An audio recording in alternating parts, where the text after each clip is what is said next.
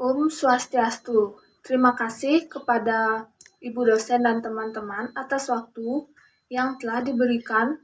Kami dari kelompok 3 akan mempresentasikan hasil kerja kelompok kami dengan judul Perilaku Kepemimpinan Ekspatriat dan Upaya Ekstra, Kepuasan dan Efektivitas Bawahan Lokal.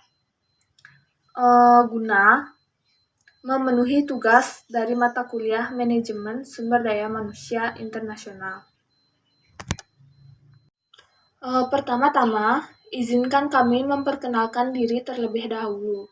Dengan saya, Niwayan Edi Restini, NPM 1932121148, dan selanjutnya teman saya. Perkenalkan, nama saya Komantirtasi Rahayu, NPM 19321211601. Perkenalkan, nama saya Koma Anggana Roksana, NPM 19321212163. Perkenalkan, nama saya Nikade Sinta Oktaviana Dewi, NPM 19321211190, dan teman saya. Baik, perkenalkan, nama saya Egede Awan, NPM 19321211208. Perkenalkan, nama saya Nilu Made Dewi Stikarini, NPM 19321212233.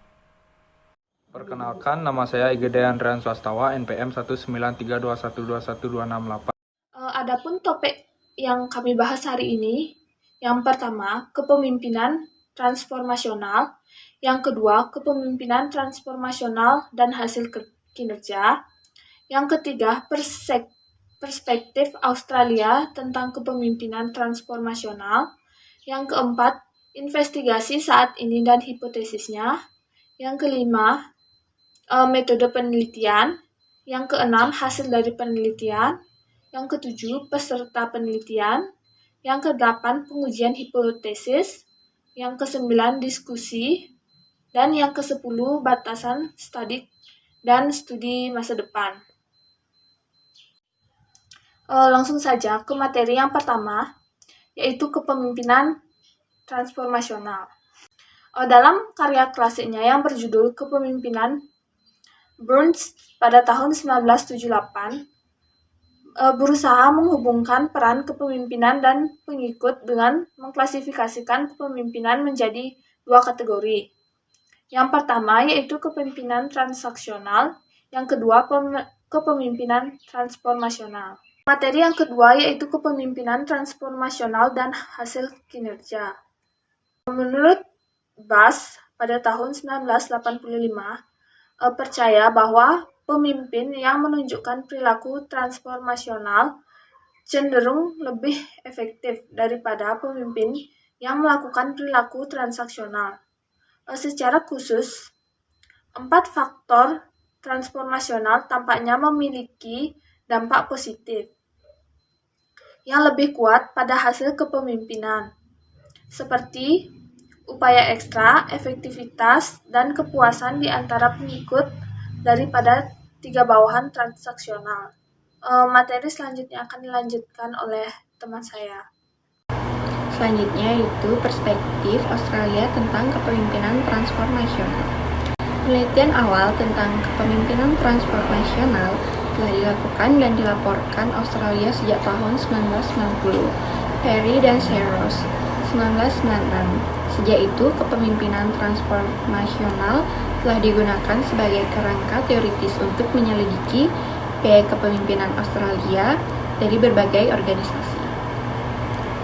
Sebuah studi oleh Perry dan rekannya meneliti kepemimpinan Australia berdasarkan pendekatan transformasional, menemukan bahwa 4 faktor kepemimpinan transformasional memiliki dampak positif yang lebih besar pada kepuasan pengikut dan efektivitas pemimpin daripada kepemimpinan transaksional.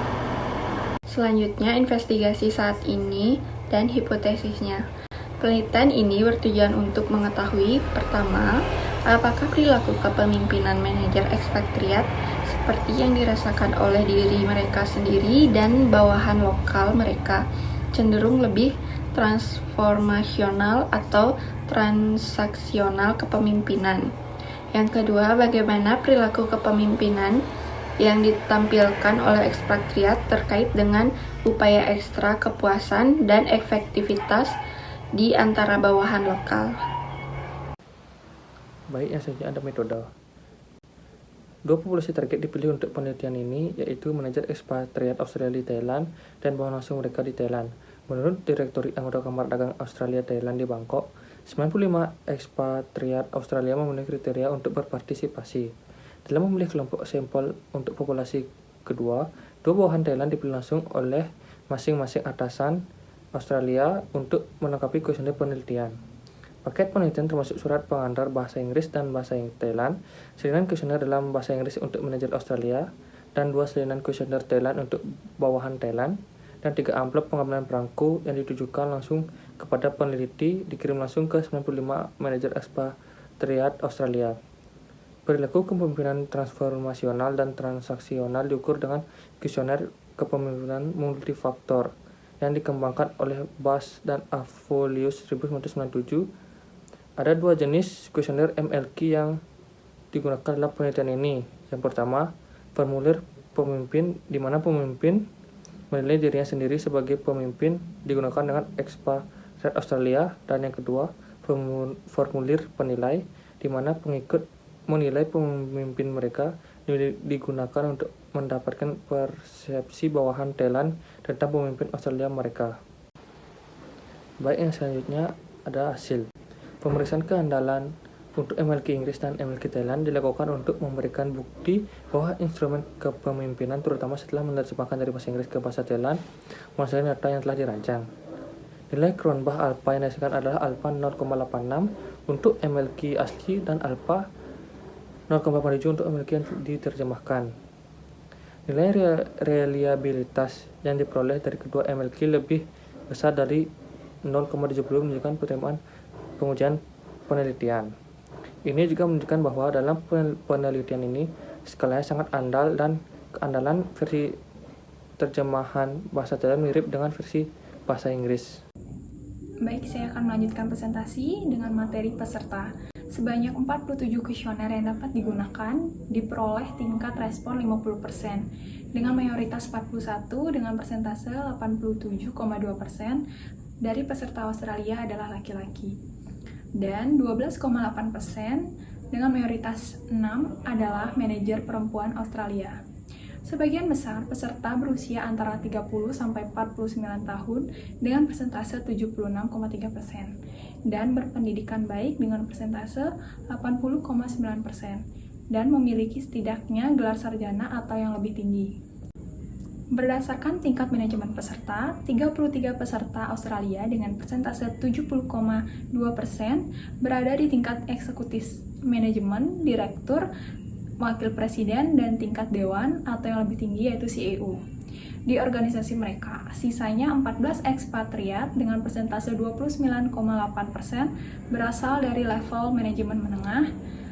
Hasil yang dilaporkan oleh bawahan Thailand menunjukkan bahwa ada 49 dengan persentase 53,8% bawahan Thailand yang memegang posisi di tingkat manajemen menengah, sebanyak 11 eksekutif dengan persentase 12,1% dan 31 staf dengan persentase 34,1%. Baik, materi selanjutnya yaitu adalah pengujian hipotesis. Dalam semua pengujian hipotesis, tingkat kepercayaan 0,01 dan 0,05 diterima untuk menentukan signifikansi statistik.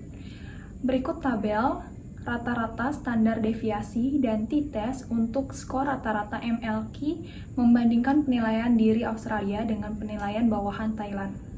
Nilai T 12,17 atau P lebih besar dari 0,00 dalam penilaian diri Australia dan nilai T 7,63 atau P lebih besar 0,00 dalam peringkat bawahan Thailand menunjukkan bahwa manajer Australia menunjukkan perilaku transformasional secara signifikan lebih sering daripada perilaku kepemimpinan transaksional. Oleh karena itu, temuan ini tampaknya memberikan bukti untuk mendukung hipotesis 1A dan 1B.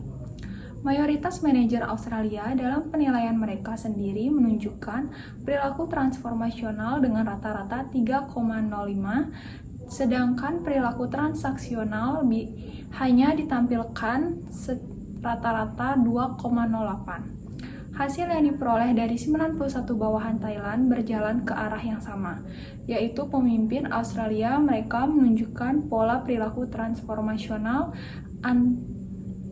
dengan rata-rata 2,43, sedangkan pola perilaku transaksional dengan rata-rata 2,01. Matriks korelasi yang disajikan pada tabel menunjukkan bahwa 4 faktor transformasional berada di rata-rata berkorelasi lebih tinggi secara positif dengan 3 hasil kepemimpinan, efektivitas, upaya ekstra, dan kepuasan.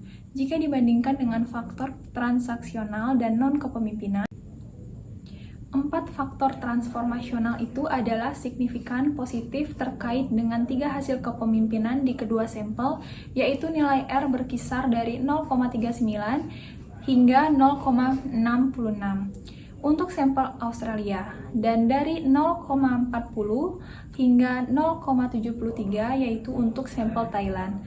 Jadi, berdasarkan hasil hubungan keempat faktor dan hasil kepemimpinan yang diberikan di atas, hipotesis 2A sebagian didukung. Baik, materi selanjutnya akan dilanjutkan oleh teman saya.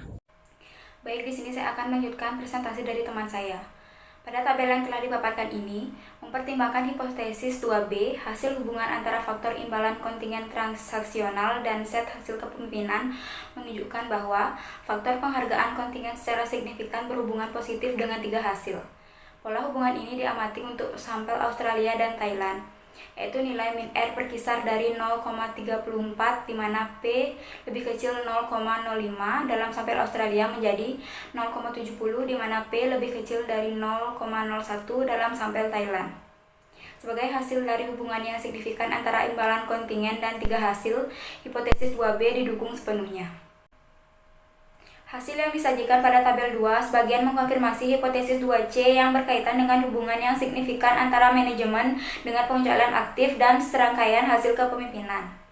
Sebagian besar dari 3 hasil kepemimpinan tidak terkait secara signifikan dengan manajemen dengan pengecualian aktif di kedua sampel. Satu-satunya hal positif yang signifikan hubungan ditemukan dalam sampel Australia antara faktor manajemen dengan pengecualian aktif dan efektivitas, yaitu R sama dengan 0,33 di mana P lebih kecil dari 0,01 dan usaha ekstra yaitu R sama dengan 0,25 di mana P lebih kecil dari 0,05. Seperti yang diperkirakan, pola perilaku kepemimpinan tidak aktif baik manajemen dengan pengecualian pasif dan faktor laissez-faire secara signifikan berkorelasi negatif dengan ketiga hasil yang dilaporkan oleh kedua sampel, yaitu nilai berkisar dari min 0,28 di mana P lebih kecil dari 0,01 dalam sampel Thailand hingga min 0,41 di mana P lebih kecil dari 0,01 di peringkat Australia. Negatif terkuat hubungan ditemukan antara manajemen dengan pengecualian pasif dan upaya ekstra, yaitu R sama dengan min 0,41 di mana P lebih kecil dari 0,01 dan laissez-faire faktor dan kepuasan, yaitu R sama dengan 0,40 di mana P lebih kecil dari 0,01. Kedua hubungan tersebut dilaporkan dalam sampel Australia. Jadi hipotesis 2D adalah didukung penuh. Di sini saya akan melanjutkan presentasi dari teman saya yang di bagian H diskusi. Hasilnya tampaknya memberikan bukti tambahan untuk mendukung Bas the Full Ring of Leadership model ketika Bas dan Avolio pada tahun 1997 mengusulkan bahwa 4 faktor kepemimpinan transformasional umumnya lebih sangat positif berhubungan dengan hasil kepemimpinan daripada faktor penghargaan kontingen. Perilaku imbalan kontingensi namun masih berhubungan positif dengan hasil, sementara manajemen dengan pengecualian aktif tidak memiliki atau berdampak lemah pada hasil manajemen baik expansion pasif dan laissez-faire biasanya memiliki hubungan negatif dengan 3 hasil kepemimpinan. Pengalaman manajerial responden Australia mungkin menjadi alasan untuk menjelaskan mengapa orang Australia expatriate menunjukkan perilaku kepemimpinan yang lebih transformasional karena mayoritas pemimpin Australia memegang posisi di tingkat eksekutif senior dan berpendidikan baik. Kemungkinan mereka tidak hanya terlatih dengan baik melalui pendidikan formal mereka, tetapi juga memiliki pengalaman praktis yang panjang dalam pengawasan manajemen dan kepemimpinan perkembangan. Baik, sekian dan terima kasih. Dan selanjutnya akan dilanjutkan oleh teman saya. Saya akan melanjutkan presentasi dari teman saya, batasan studi dan studi masa depan. Studi ini mengungkapkan bahwa ekspatriat Australia menekankan perilaku mereka pada kepemimpinan transformasional perilaku. Namun, mereka juga terlibat dalam negosiasi, pemantauan, dan pengendalian bahasa Thailand. Selain itu, penelitian ini mendukung gagasan bahwa kepemimpinan transformasional meningkatkan level Thailand hasil kerja bawahan di luar kepemimpinan transisional dan laissez-faire. Meskipun penelitian ini memberikan beberapa hasil yang menarik, ada beberapa keterbatasan dan rekomendasi untuk penelitian masa depan yang timbul yang harus dikenali dan ditangani. Kerangka populasi dalam penelitian ini relatif kecil. 95 anggota Kamar Dagang Australia Thai di Bangkok, sehingga menyebabkan jumlah responden sangat sedikit. Karena itu, penelitian selanjutnya harus mencoba untuk mereplikasi temuan ini dengan mencari populasi yang lebih besar. Temuan penelitian ini juga menunjukkan kepada peneliti masa depan untuk mengeksplorasi bidang kepemimpinan lainnya. Masa depan peneliti dapat mencoba untuk mereplikasi temuan ini pada manajer ekspatriat dari berbagai negara yang tinggal di Thailand. Secara khusus, mungkin berguna untuk memeriksa para pemimpin ekspatriat Asia, atau untuk mendeteksi perbedaan dalam perilaku kepemimpinan antar manajer ekspatriat Timur dan Barat. Sekian presentasi dari kelompok kami. Bila ada kesalahan kata yang tidak berkenan, mohon dimaafkan. Saya tutup dengan Parama Santi. Om Santi Santi Santi Om.